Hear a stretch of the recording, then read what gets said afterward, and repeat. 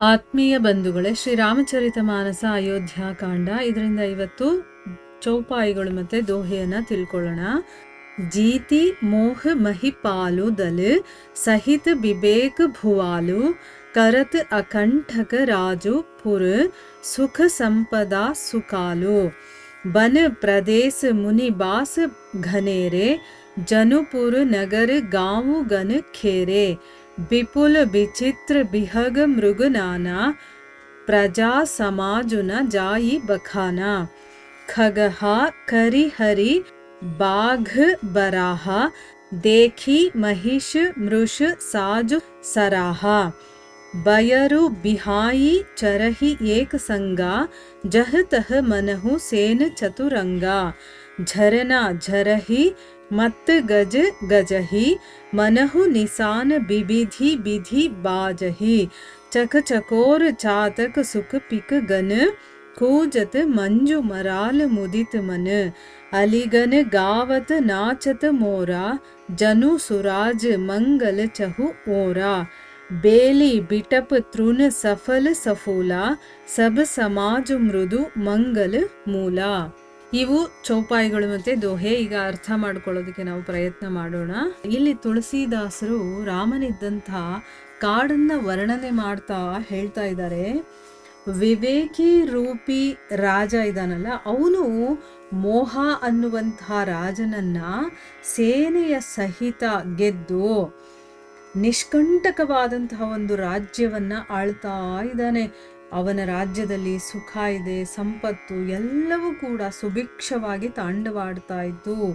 ಆ ವನ ಪ್ರಾಂತ್ಯಗಳಲ್ಲಿ ಅಂತಂದ್ರೆ ಈಗ ರಾಮ ಇರೋ ಕಡೆ ಹೇಗಿದೆ ಆ ವಾತಾವರಣ, ಆ ರಾಮ ಇದ್ದಿದ್ದಕ್ಕೋಸ್ಕರ ಆ ಒಂದು ಪ್ರದೇಶ, ಆ ಇಡೀ ಕಾಡು ಎಷ್ಟು ಸಮೃದ್ಧಿಯಾಗಿದೆ, ಅಲ್ಲಿರೋರೆಲ್ಲ ಎಷ್ಟು ಸಂತೋಷವಾಗಿದ್ದಾರೆ, ಅಲ್ಲಿ ಯಾವ ರೀತಿಯ ಒಂದು ಹೊಂದಾಣಿಕೆ ಇದೆ, ಇದನ್ನೆಲ್ಲ ಅವರು ಇಲ್ಲಿ ಎಕ್ಸ್ಪ್ಲೇನ್ ಮಾಡ್ತಾ ಇದ್ದಾರೆ. ಅಂದ್ರೆ ಆ ವನ ಪ್ರಾಂತ್ಯದಲ್ಲಿ ಅಷ್ಟೊಂದು ಸುಖ ಸಂಪತ್ತು ಎಲ್ಲ ಸುಭಿಕ್ಷವಾಗಿತ್ತು. ಆ ವನ ಪ್ರಾಂತ್ಯದಲ್ಲಿ ಋಷ್ಯಾಶ್ರಮಗಳಿದೆಯಲ್ಲ, ಅದೇ ನಗರಗಳು, ಪಟ್ಟಣಗಳು, ಗ್ರಾಮಗಳು, ಹಳ್ಳಿಗಳು, ಆಮೇಲೆ ಬೇಕಾದಷ್ಟು ವಿಚಿತ್ರವಾದಂತಹ ಖಗ ಮೃಗಗಳಿದೆಯಲ್ಲ, ಅದು ವರ್ಣನೆ ಮಾಡೋದಕ್ಕೆ ಅಸಾಧ್ಯವಾದಂತಹ ಪ್ರಜೆಗಳು. ಈಗ ಕಾಡಲ್ಲಿ ಯಾರು ಇರ್ತಾರೆ ಹೇಳಿ?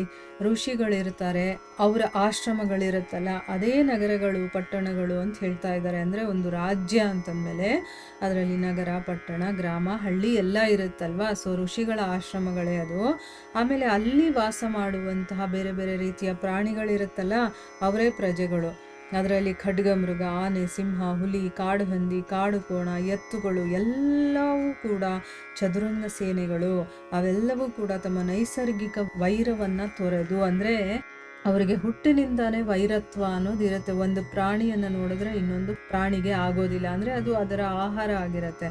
ಸೊ ಒಬ್ರಿಗೊಬ್ರು ವೈರತ್ವ ಇರುತ್ತಲ್ವಾ, ಆ ನೈಸರ್ಗಿಕವಾಗಿ ಬಂದಿರುವಂತಹ ವೈರತ್ವವನ್ನೂ ಬಿಟ್ಟು ಅಲ್ಲಲ್ಲಿ ಅವೆಲ್ಲ ವಿಹರಣೆ ಮಾಡ್ತಾ ಇದ್ವು.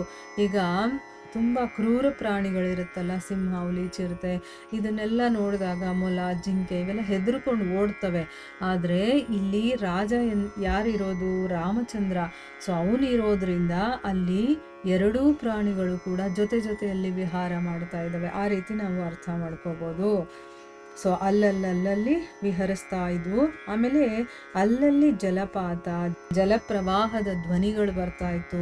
ಆಮೇಲೆ ಮದಭರಿತವಾದಂತಹ ಗಜಗಳು, ಅಂದರೆ ಮದ ಏರಿರುವಂತಹ ಆನೆಗಳು ಗೀಳಿಡುತ್ತಲ್ಲ, ಅದೊಂಥರ ಕೂಗುತ್ತಲ್ಲ, ಸೊಂಡಲನ್ನು ಎತ್ತರಿಸ್ಕೊಂಡು ಜೋರಾಗಿ ಕೂಗುತ್ತಲ್ಲ, ಆ ಗರ್ಜನೆಗಳೇ ನಗಾರಿಗಳು ಮೊಳಗ್ತಾ ಇದ್ವು. ಚಕ್ರವಾಕ ಪಕ್ಷಿ, ಮತ್ತೆ ಚಕೋರ ಪಕ್ಷಿ, ಚಾತಕ ಪಕ್ಷಿ, ಶುಕಪಿಕಗಳು, ಆಮೇಲೆ ಕಲಹಂಸಗಳಿದೆಯಲ್ಲ ಅದು, ಅವೆಲ್ಲವೂ ಸಂತೋಷದಿಂದ ಮಧುರವಾಗಿ ಕಲರವ ಮಾಡ್ತಾ ಇದ್ವು. ಆ ಪಕ್ಷಿಗಳು ತುಂಬಾ ಹಿಂಪಾಗಿರುತ್ತೆ ಅದರಿಂದ ಶಬ್ದಗಳನ್ನ ಕೇಳೋದಿಕ್ಕೆ. ಆ ಪಕ್ಷಿಗಳು ಆ ರೀತಿ ಕೂಗ್ತಾ ಇದ್ವು, ದುಂಬಿಗಳು ಝೇಂಕರಿಸ್ತಾ ಇದ್ವು, ನವಿಲುಗಳು ಜಾಗರವಾಡ್ತಾ ಇದ್ವು.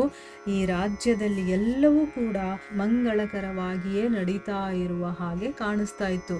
ಆಮೇಲೆ ತರುಲತೆಗಳ ತೃಣಗಳಿರುತ್ತಲ್ಲ ಅದು ಫಲ ಪುಷ್ಪಗಳಿಂದ ಇಡೀ ವನ ಸಮಾಜ ಆನಂದ ಮತ್ತು ಮಂಗಳ ಮೂಲವಾಗಿತ್ತು. ಅಂತಂದರೆ ಎಲ್ಲ ಕಡೆನೂ ನೋಡೋದಕ್ಕೆ ಪ್ರಕೃತಿ ಅಷ್ಟು ಚೆನ್ನಾಗಿ ಕಾಣಿಸ್ತಾ ಇತ್ತು, ಅಷ್ಟು ಸೊಂಪಾಗಿತ್ತು, ಅಷ್ಟು ಹಿಂಪಾಗಿತ್ತು. ಆಮೇಲೆ ನೋಡೋದಕ್ಕೆ 2 ಕಣ್ಣು ಸಾಲಲ್ಲಪ್ಪ ಅನ್ನೋ ರೀತಿ ಸುಭಿಕ್ಷವಾಗಿರೋದನ್ನು ನೋಡ್ತಾರೆ ತುಳಸಿದಾಸರು. ಅಂದರೆ ರಾಮ ಇರುವಂಥ ಕಾಡು ಹೇಗಿದೆ ಅಂತಂದ್ಬಿಟ್ಟು ಅದನ್ನು ಇಲ್ಲಿ ವರ್ಣನೆ ಮಾಡಿದ್ದಾರೆ. ಇಲ್ಲಿಗೆ ನಾವು ನಿಲ್ಲಿಸೋಣ. ಹರೇ ಕೃಷ್ಣ.